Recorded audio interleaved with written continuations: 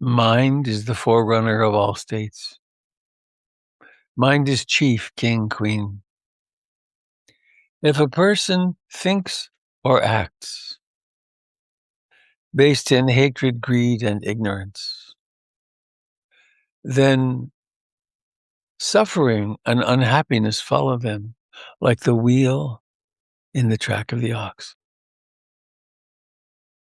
Mind is the forerunner of all states. Mind is chief, king, queen. If a person thinks or acts based in wisdom, compassion, and love, then happiness follows them like the moon in the path of the stars. These are the first two stanzas of the Dhammapada, compilation of the Buddha's teachings, which is the most revered, I guess, and certainly most translated of the Buddha's teachings all over the world. So what we do with the mind is of great importance. One thing to do, of course, is mindfulness, to be aware, to be present. Another is to work with one particular attitude. And we can do that with the ancient chant. In English, it's, I love you, with your name at the end. It's not very complex, is it? I love you, with your name at the end. If this is difficult, that's useful information, isn't it? I love you. We could make it fancy by imagining there's a golden doorway in the heart through which all the love in the universe flows, or a golden Buddha or Kuan Yin sitting in the heart,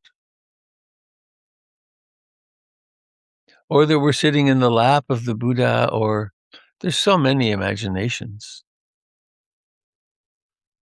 But the essence of it is,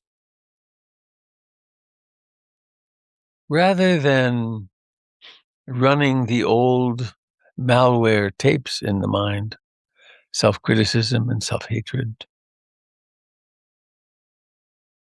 we take a moment, this one, to put in some new programming, some life-affirming programming. I love you, with your name at the end.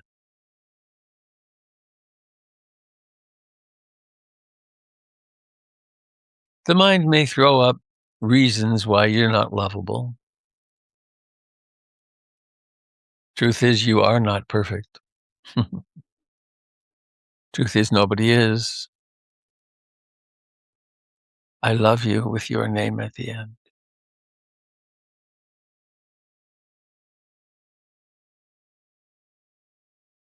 And there's a very simple and potent visualization that I like to do, which is to imagine that you can go back in time.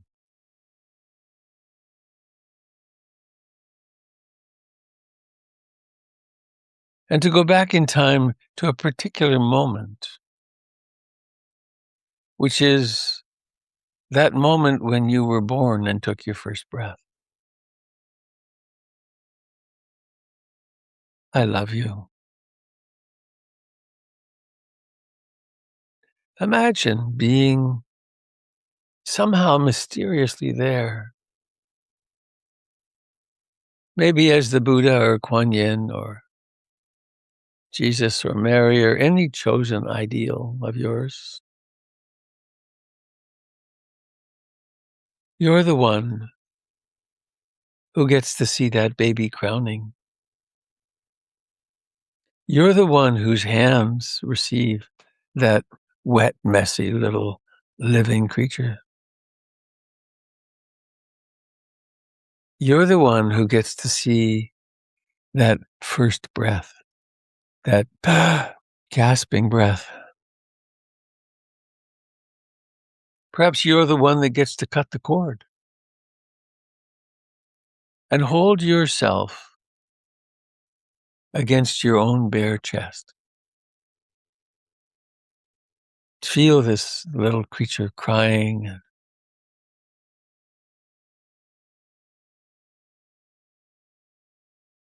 And perhaps it's between your tears, but what would you say? What do you say to yourself in this first moment of your life on the earth? Your life as an autonomous being. No longer can you be breathed for by your mother.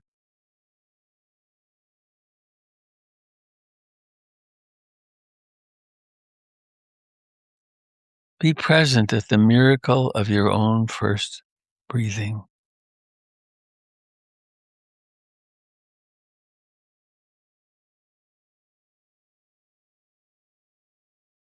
Hold yourself. What is it that you want? What is it that you spontaneously want to say to this new birth?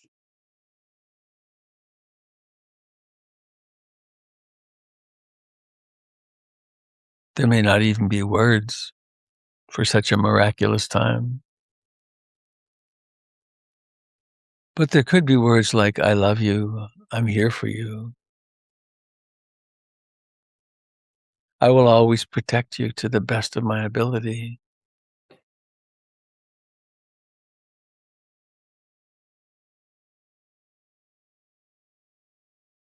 I love you with your name at the end. So simple.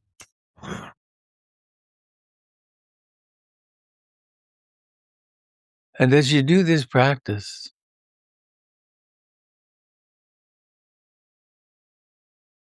you may come upon memories of times when life was really hard,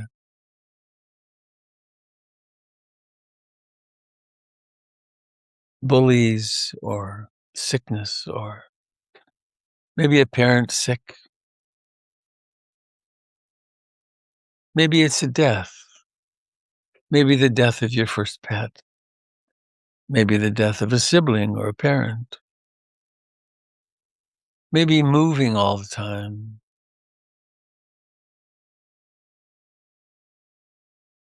Be present at that moment for yourself. I love you.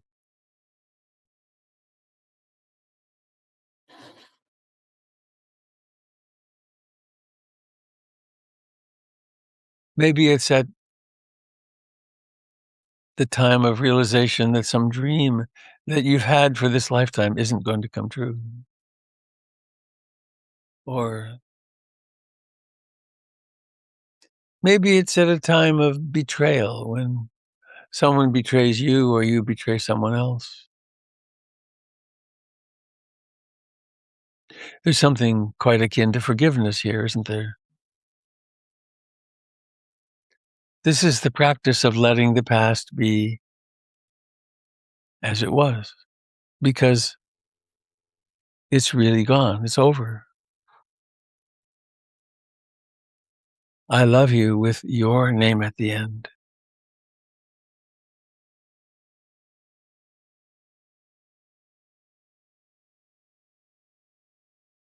And be aware in this body of this moment that breathes in and breathes out.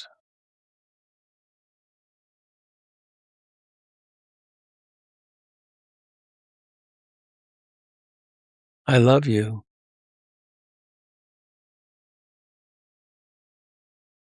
And this isn't, I love you because, it's just, I love you. So there's nothing to earn and nothing to lose.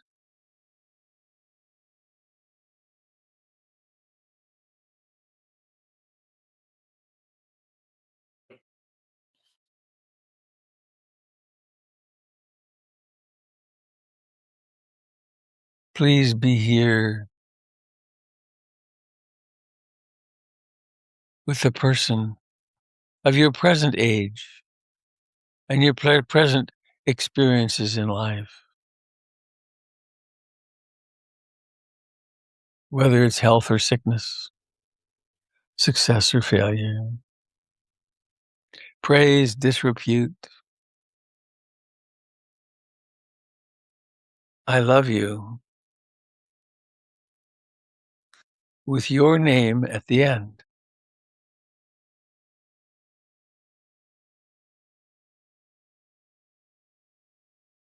Sometime you might sit in front of a mirror and say those words. Speak to that person you see in the mirror.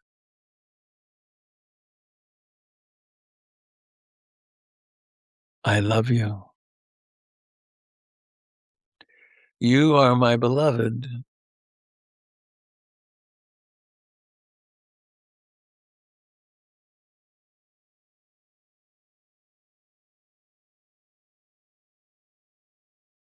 And when we think of this as a visualization, if you would like, and if it would be comforting, you could imagine, especially if you have a Christian background, you could imagine that I love you is the voice of God,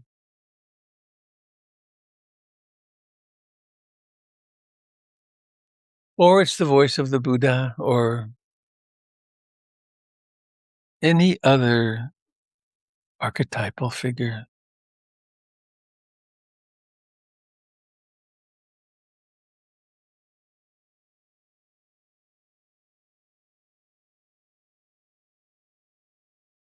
And we don't need to get caught up that this is somehow idolatry, because in the words of Joseph Campbell, we can remember to keep your images and symbols transparent to the transcendent.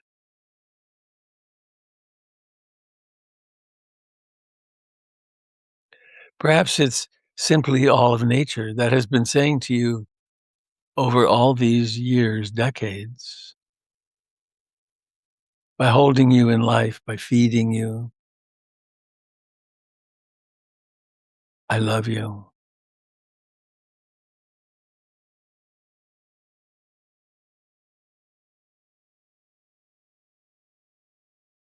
And there's no reason that you couldn't drive and every now and then remember, I love you. Or you could be in a moment of real deep fatigue, I love you. Or a moment of great mirth and laughter, or the delight of holding a baby, maybe. I love you. And any chance you are so lucky as to hold a baby, you can let that baby be you. I love you.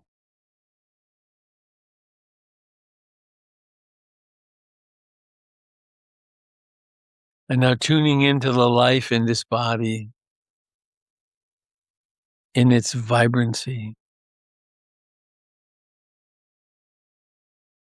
tuning into this in-breathing and out-breathing right now. I love you.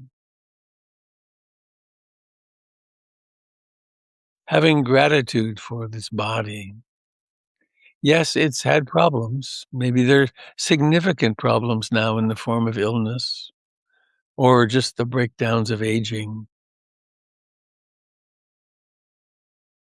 I love you.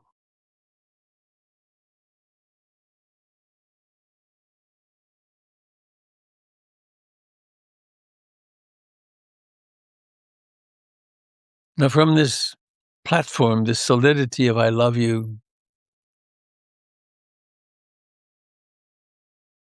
we can then move on to open our hearts to others. And we can do this just as a one-off, or we can do it systematically. You could bring to mind someone that you love dearly. They could be alive or dead. They could have gone on ahead, I like to say. We could spend hours, days, weeks. We could bring our parents in to see them in the heart mind's eye and discover that love is there too. and so on with all kinds of categories until we come to all beings, to the beings who live in the forests, to those who live in the deserts, to our brothers and sisters of the air, the earth, and the waters,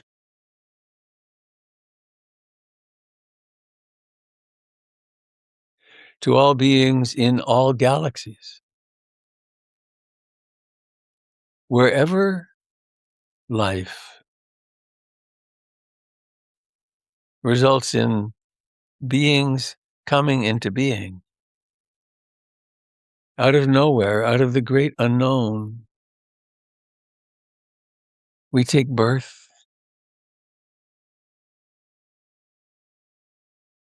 And I love you,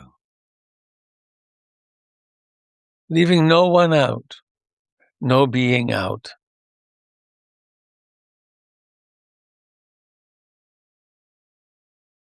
This is the great heart of loving kindness, compassion, sympathetic joy, and equanimity. What the Buddha described as the illimitables, because there is no limit to them.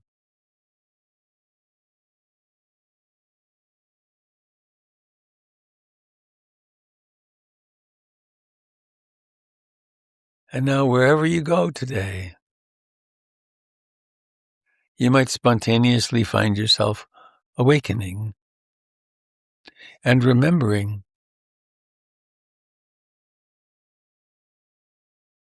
I love you, with your name at the end.